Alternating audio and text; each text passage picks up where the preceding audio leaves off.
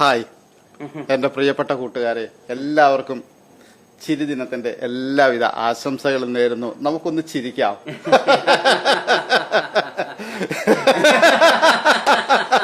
UDF തന്നെ അധികാരത്തിൽ വരുമെന്ന് താങ്കൾക്ക് ഇത്ര ആത്മവിശ്വാസമാണെങ്കിൽ അതിന്റെ പിന്നാലെ എപ്പോഴും വരുന്നൊരു ചോദ്യമുണ്ട്, അങ്ങനെയാണെങ്കിൽ ആരായിരിക്കും ആ മന്ത്രിസഭയെ നയിക്കുക എന്ന്.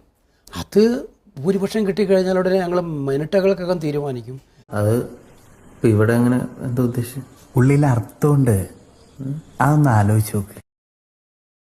രമേശ് ചെന്നിത്തല മുഖ്യമന്ത്രിയാവാൻ പ്രത്യേക പൂജ, ദിവസപൂജയും ഗുരുതി പുഷ്പാഞ്ജലിയും ഒറ്റ ശർക്കര നിവേദ്യവുമാണ് നടത്തിയത്. തൃശൂർ നന്ദിപുലം കിഴക്കേ കുമരഞ്ചിറ ഭഗവതി ക്ഷേത്രത്തിലായിരുന്നു പൂജ. നോമാണ് ജ്യോതിഷരത്നം പൂമേനിയില്ലത്ത് ബ്രഹ്മശ്രീ ബിജു ബ്രാഹ്മണൻ. ദൈവം നടത്താൻ തീരുമാനിച്ച കാര്യങ്ങള് മനുഷ്യരോട് നേരത്തെ പറയുക, അതാണ് ജീവിത ലക്ഷ്യം.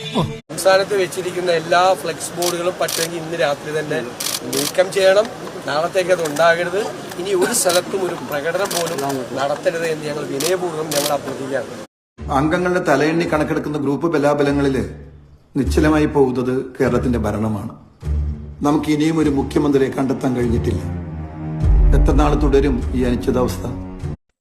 കോൺഗ്രസിന് തർക്കമാണ് മുഖ്യമന്ത്രി സാർ. ഞാൻ പറയാണ്, ഒരു തർക്കമില്ല. സങ്കടങ്ങളുള്ള ആള് മുന്നോട്ട് വരിക.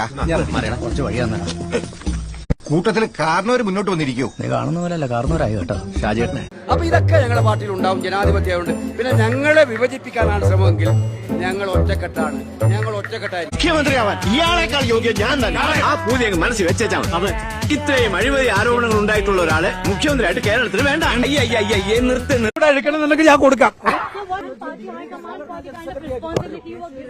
അതും കൂടെ എടുക്കണമെന്നുണ്ടെങ്കിൽ ഞാൻ കൊടുക്കാം. നിങ്ങൾക്ക് ആഗ്രഹം ഉണ്ടെങ്കിൽ. ഒന്നും പറ്റിയില്ലല്ലോ.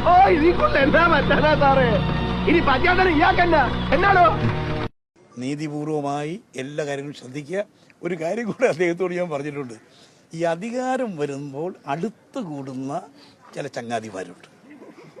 ആ ചങ്ങാതിമാരെ കരുതലോടെ കൈകാര്യം ചെയ്യാം. എന്തു സ്ഥാനം കിട്ടിയാലും ജനങ്ങൾ വെറുത്താൽ വല്ല പ്രയോജനമുണ്ട്. ഒരു സ്ഥാനമില്ലെങ്കിലും പ്രവർത്തകരെ സ്നേഹിക്കുകയും ജനങ്ങളെ കരുതുകയും ചെയ്താൽ വല്ല കുറവുമുണ്ട്.